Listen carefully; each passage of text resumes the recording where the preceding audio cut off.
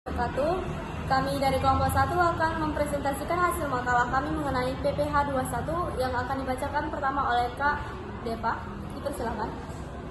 Definisi PPh pasal 21 adalah pemotongan pajak yang dilakukan oleh pemberi penghasilan atau pemotong pajak atas penghasilan yang diterima atau diperoleh oleh subjek pajak orang pribadi dalam negeri. Penghasilan tersebut terkait dengan 1. Pekerjaan, gaji upah, tunjangan, honorarium, bonus, gratifikasi, dan sejenisnya yang diterima pegawai tetap maupun tidak tetap.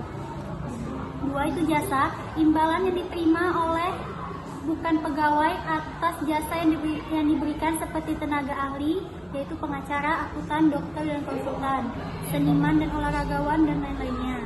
3. Kegiatan penghasilan yang diterima peserta kegiatan seperti honor narasumber, uang saku, dan sejenisnya. B. Pihak-pihak yang terlibat dalam PPh pasal 21 yaitu pemotongan PPh pasal 21, pemberi kerja, misalnya perusahaan, instansi, dan pemerintah yayasan, bendahara pemerintah atau pusat maupun daerah, dana pensiun atau badan lain yang membayar uang pensiun, terus ada badan atau perusahaan lain yang membayar honorarium atau imbalan terkait jasa dan kegiatan, terus penyelenggaraan kegiatan, penerimaan penghasilan subjek pajak yang dipotong PPh pasal 21 yaitu pegawai tetap dan tidak tetap, terus penerima uang pesangon, pensiun, uang manfaat pensiun, tunjangan atau jaminan hari tua termasuk ahli warisnya, terus bukan pegawai yang menerima penghasilan sehubungan dengan pemberi jasa, anggota dewan komisaris atau dewan pengawas yang tidak merangkap sebagai pegawai tetap pada perusahaan yang sama, juga ada mantan pegawai atau peserta kegiatan yang menerima atau memperoleh penghasilan sehubungan dengan ikut sertanya dalam suatu kegiatan. Objek PPh pasal 21. Secara umum, objek PPh pasal 21 meliputi: pertama, penghasilan tetap dan teratur setiap bulan atau gaji tunjangan. Kedua, penghasilan tidak tetap dan tidak teratur atau honor kegiatan, honor narasumber, bonus, THR. Yang ketiga, pesangon, uang pensiun dan pembayaran sejenis.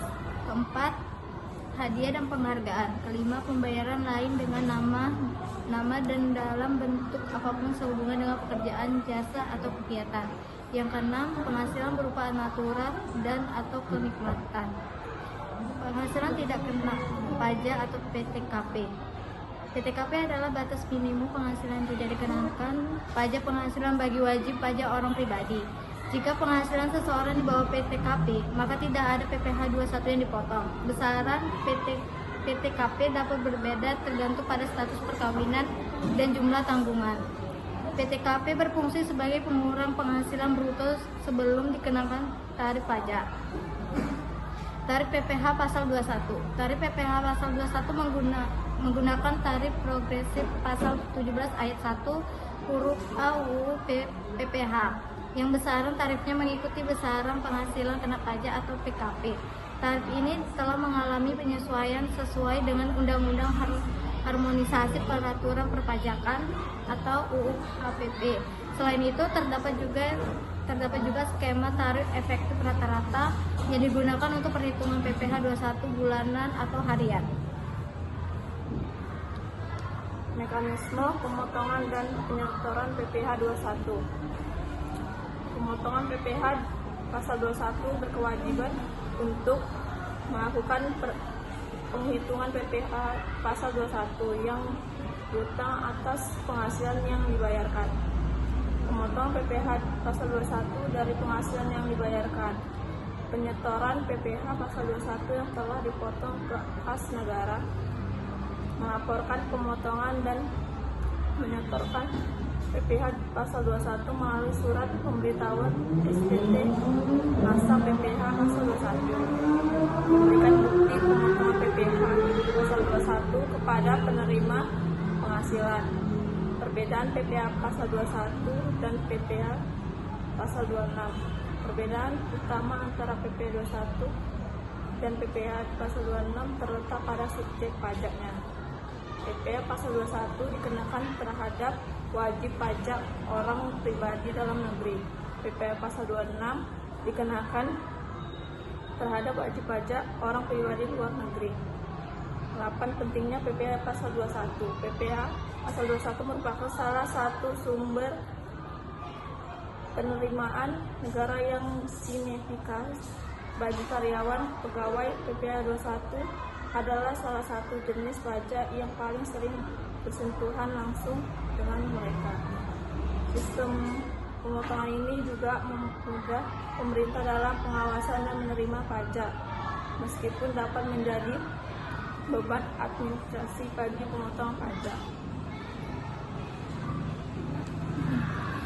Baik, selanjutnya saya akan menjelaskan cara menghitung PPh 21 dengan tarif sebesar 5%.